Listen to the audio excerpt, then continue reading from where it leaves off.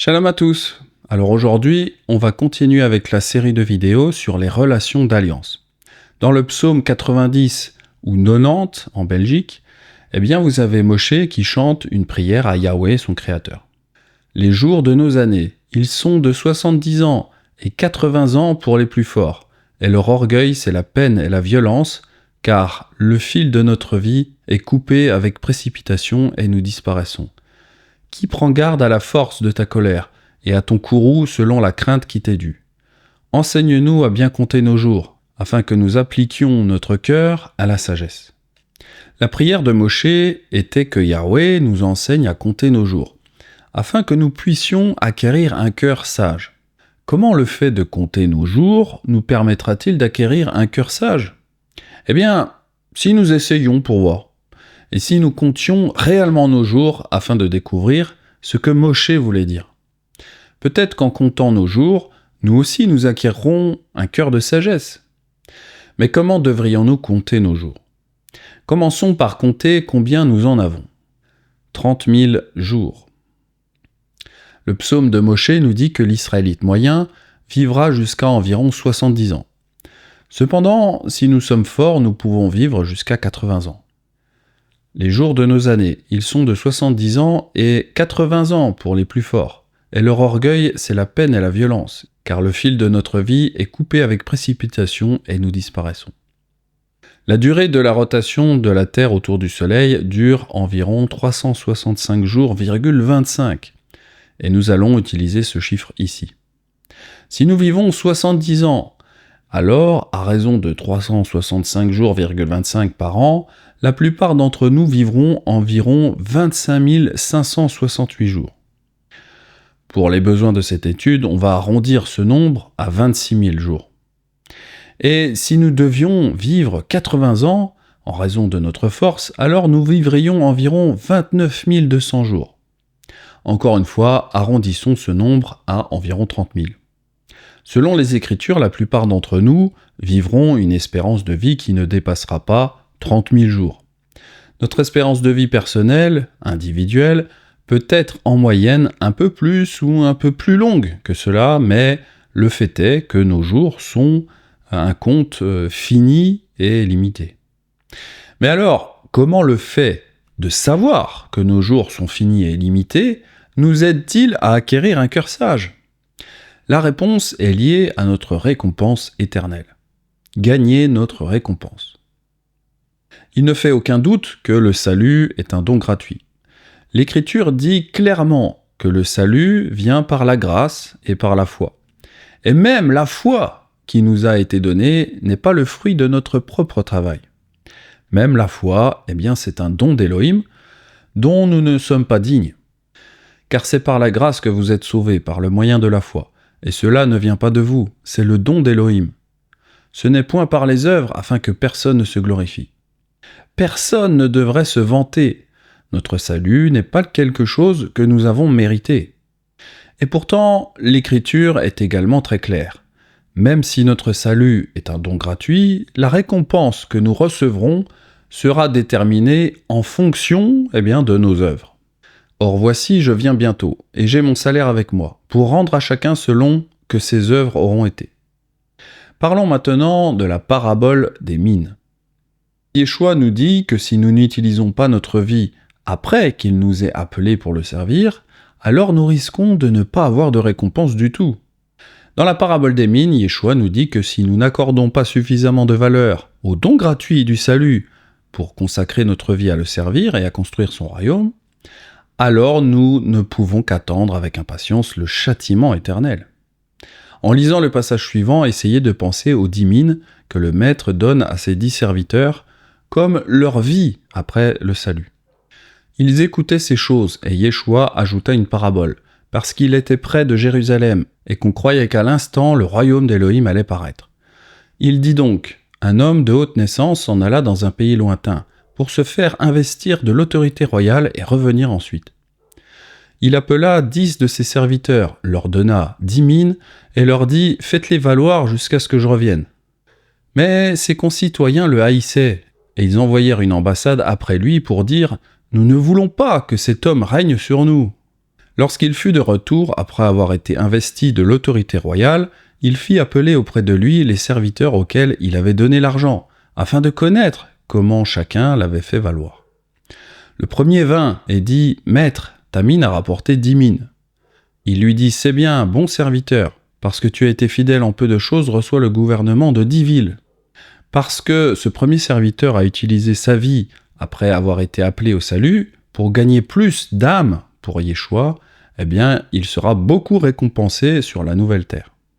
Le second vint et dit « Maître, ta mine a rapporté 5 mines. » Il lui dit de même « Toi aussi sois établi sur 5 villes. » Bien que n'ayant pas eu autant de succès que le premier serviteur, le deuxième serviteur s'est également consacré et sera également placé sur beaucoup de choses dans la nouvelle terre, selon ses œuvres.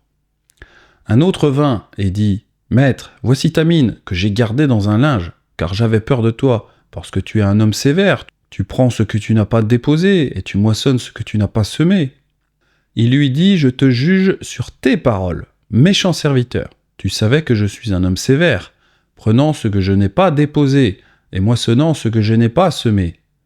Pourquoi donc n'as-tu pas mis mon argent dans une banque, afin qu'à mon retour je le retirasse avec un intérêt ?» Alors, beaucoup de gens se demandent que veut dire Yeshua quand il dit mettre son argent à la banque, afin qu'à son retour, il puisse le retirer avec les intérêts.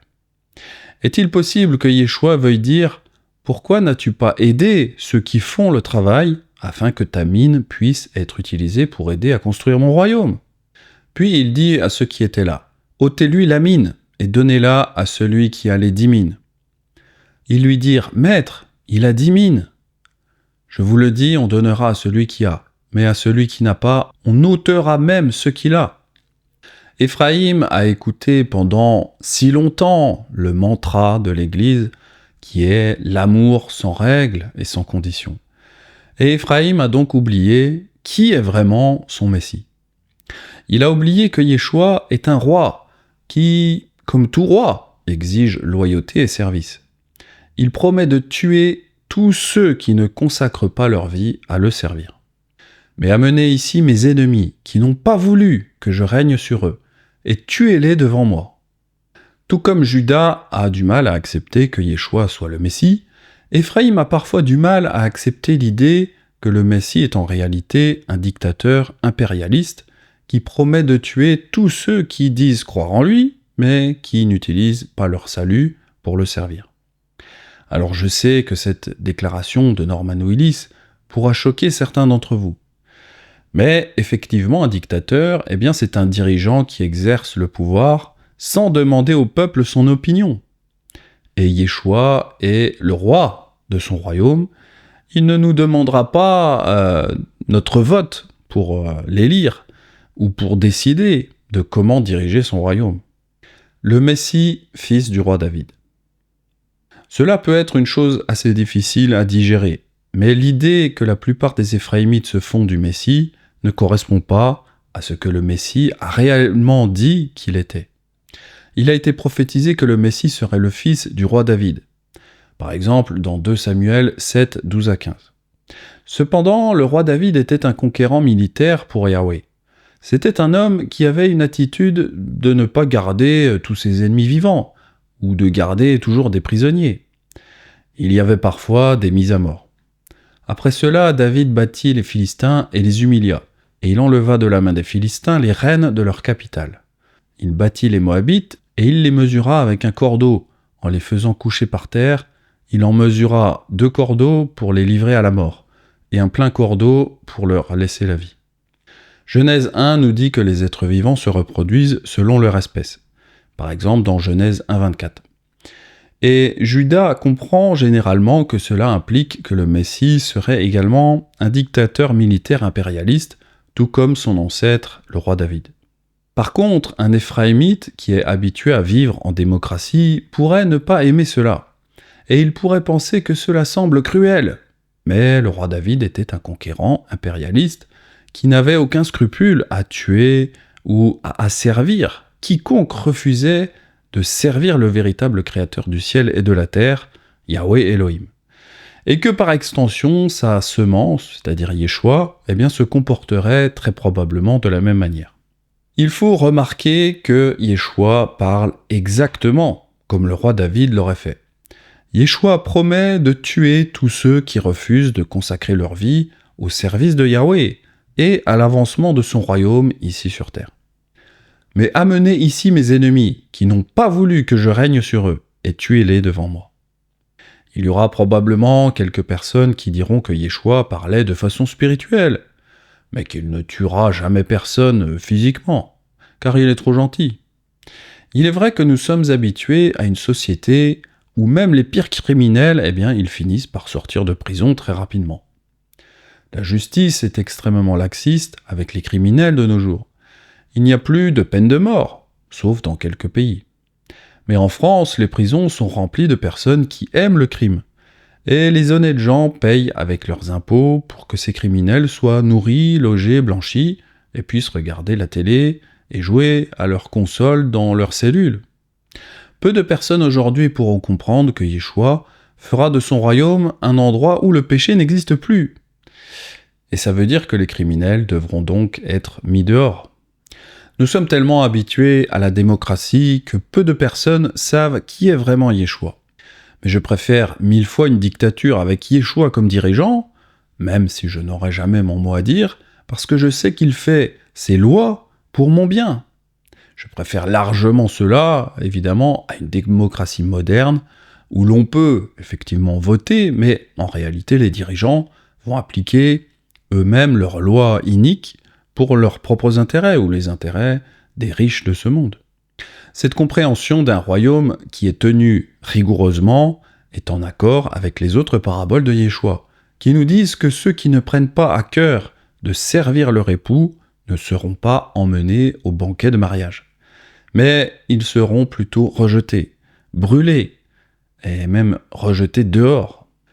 Le royaume des cieux est encore semblable à un filet jeté dans la mer, et ramassant des poissons de toute espèce. Quand il est rempli, les pêcheurs le tirent, et après s'être assis sur le rivage, ils mettent dans des vases ce qui est bon, et ils jettent ce qui est mauvais.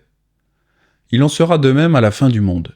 Les anges viendront séparer les méchants d'avec les justes, et ils les jetteront dans la fournaise ardente, où il y aura des pleurs et des grincements de dents. Remarquez à quel point cela est loin de l'idéal chrétien de la doctrine de l'hypergrâce. D'ailleurs, n'hésitez pas à aller voir l'enseignement sur ce sujet. Au lieu de promettre d'accueillir les paresseux dans leur vanité, Yeshua promet de les abandonner à cause de leur laxisme. Cela peut peut-être choquer beaucoup de gens, mais c'est pourtant ce qu'enseignent les Écritures. Et donc, si vous êtes choqué par la parole de Yahweh, c'est peut-être parce que vous êtes dans une fausse doctrine, ou alors dans des a priori sur votre Messie et Sauveur. Les enfants apprennent par l'exemple. Tout comme les actes parlent plus fort que les mots, les enfants apprennent en observant et en imitant leurs parents. L'exemple que les parents donnent à leurs enfants a un impact direct sur leur comportement. Moi qui ai des enfants, je peux tout à fait en témoigner. Alors, quel genre d'exemple donnons-nous à nos enfants avec nos 30 000 jours ? Donnons-nous à nos enfants un exemple de la façon de mériter une récompense éternelle pour eux-mêmes ? Autrement dit, avons-nous fait tout ce que nous pouvons avec la mine que l'on peut appeler aujourd'hui pour que nos enfants apprennent à obtenir la récompense des justes ? Et que ferons-nous de la mine appelée demain pour les aider à vraiment réussir ? Pouvons-nous faire quelque chose de plus ? Vous avez toujours envie de vous divertir ? Frères et sœurs, avez-vous donné votre vie au Messie ? Et si oui, regardez-vous encore la télévision ? Passez-vous encore votre temps à regarder des films hollywoodiens et des séries télévisées ? On avait déjà parlé des différents divertissements dans cette vidéo, si cela vous intéresse. Mais la question qui revient, c'est comment dépensez-vous les mines de votre maître ? Les mines sont un peu comme de l'argent réel. Si vous ne prenez pas la décision consciente de les investir judicieusement, elles disparaissent assez rapidement et s'envolent. Les 30 000 jours de notre vie sont également un peu comme cela. Alors évidemment, le nombre de jours que nous pouvons consacrer à Yeshua n'est pas réellement de 30 000, car cela dépend du moment où nous sommes appelés au salut. Ceux qui se sont convertis tardivement n'auront peut-être que 10 000 jours, ou peut-être moins. Et puis un jeune enfant n'est pas toujours en mesure de construire le royaume de Yeshua quand il a 2 ans. Cependant, un enfant enseigné dans les voies de la Torah pourra déjà commencer très tôt à évangéliser autour de lui. Les jours de nos années, ils sont de 70 ans et 80 ans pour les plus forts. Frères et sœurs, laissez-moi vous poser une question. Si vous attendez une récompense éternelle, avez-vous alors confié votre vie au Messie ? Et si vous avez confié votre vie au Messie, combien de temps passez-vous à construire le royaume de votre maître ? Vous savez, aujourd'hui, pour faire partie d'un pays ou un royaume, il faut obéir aux lois du pays. Et puis, il faut faire aussi des efforts pour s'intégrer rapidement. Pour le royaume de Yeshua, cela s'appelle la Torah. Les commandements sont ce que nous devons apprendre durant notre vie terrestre pour espérer un jour pouvoir entrer dans son royaume, pour lui être pleinement agréable en tant que résident éternel. Auditeur ou acteur. Frères et sœurs, soyons honnêtes avec nous-mêmes. Sommes-nous des auditeurs ou alors des pratiquants de la parole ? Plus important encore, dans quelle mesure mettons-nous en pratique sa parole ? Mettez en pratique la parole et ne vous bornez pas à l'écouter en vous trompant vous-même par de faux raisonnements. Car si quelqu'un écoute la parole et ne la met pas en pratique, il est semblable à un homme qui regarde dans un miroir son visage naturel et qui, après s'être regardé, s'en va et oublie aussitôt qui il était. Peut-être que vous vous reposez le jour du Shabbat et les jours de fête, et peut-être que vous portez des tzitzit. Mais alors, vivez-vous vraiment votre vie selon la foi ? Faites-vous honnêtement tout ce que vous pouvez pour aider à construire le royaume de Yeshua ici sur terre ? Combien de temps passez-vous à faire les choses qui appartiennent au monde, et notamment les éléments matériels ? Par exemple, quelle importance accordez-vous à votre voiture, à votre carte bancaire, à votre apparence vestimentaire ou à votre maison ? Et si je peux me permettre d'être si audacieux, combien d'argent dépensez-vous pour des choses qui ne contribuent pas vraiment au royaume ou au travail de votre époux ? Combien de vos 30 000 mines dépensez-vous sans chercher à construire son royaume ? Et quelle sorte de récompense espérez-vous recevoir pour ne pas chercher à l'aider ? Nouveaux cieux, nouvelle terre. Comme nous l'expliquons dans Apocalypse et fin des temps, Ésaïe nous dit que lorsque nous arriverons aux nouveaux cieux et à la nouvelle terre, c'est-à-dire après le jour du jugement qui suit la fin du millénium, eh bien, nous ne nous souviendrons même plus de ce qui s'est passé dans cette vie. Pensez-y un instant, car je vais créer de nouveaux cieux et une nouvelle terre. On ne se rappellera plus les choses passées, elles ne reviendront plus à l'esprit. Cette déclaration d'Ésaïe est assez intéressante. Après le jour du jugement, nous ne nous souviendrons même plus du temps passé à regarder la télévision, à nos hobbies ou à nos diverses passions. Nous ne nous souviendrons même plus de nos parties de chasse ou de pêche. Nous ne nous souviendrons pas non plus du plaisir que nous avons eu à gaspiller les mines qui auraient pu être utilisées pour faire avancer le royaume de notre époux. Quand tout cela sera dit et fait, la seule chose dont nous nous souviendrons sera la récompense que nous avons reçue pour chaque mine que nous avons utilisée pour aider à semer des graines pour notre maître. Le premier vint et dit « Maître, ta mine a rapporté 10 mines. » Et il lui dit « C'est bien, bon serviteur, parce que tu as été fidèle en peu de choses, reçois le gouvernement de 10 villes. » Le second vint et dit « Maître, ta mine a rapporté 5 mines. » Et il lui dit de même « Toi aussi, sois établi sur 5 villes. » Alors, combien de jours, ou alors combien de mines, nous reste-t-il à consacrer à Elohim ? Et comment allons-nous dépenser ce qu'il nous reste de cette réserve de mines qui s'amenuise ? À chaque instant où nous réfléchissons à cette question, nous ressentons de la sagesse dans notre cœur. Cette sagesse qui nous poussera à utiliser nos précieuses minutes de vie dans un but constructif pour Yeshua. Moshe a demandé à Elohim de nous apprendre à compter nos jours, afin que nous puissions acquérir un cœur sage. Enseigne-nous à bien compter nos jours, afin que nous appliquions notre cœur à la sagesse. La sagesse qui découle de la comptabilisation de nos jours nous amène à réaliser que nous ne disposons que d'un temps limité pour nous constituer une récompense ou un salaire dans le royaume des cieux. Et c'est pareil avec l'argent terrestre. Si nous ne dépensons pas nos 30 000 mines judicieusement, mais que nous faisons la fête ou on se fait plaisir, eh bien bientôt, toutes ces mines disparaîtront et nous nous retrouverons, eh bien, sans rien. Sachant que nos jours sont limités et que nous devons gagner notre récompense dans les cieux, comment dépensons-nous nos ressources aujourd'hui sur terre? Passons-nous nos journées à aider le fils de David à bâtir son empire, gagnant ainsi une récompense éternelle, et une place et un nom éternel? Que faisons-nous pour notre époux aujourd'hui? Et que prévoyons-nous de faire pour son royaume demain? C'était un enseignement de Nazarene Israël appelé « Cœur de sagesse ». Quant à moi, je vous dis à très vite pour de futurs enseignements nazaréens, si Yahweh me le permet. C'était Benjamin, un grand shalom à vous.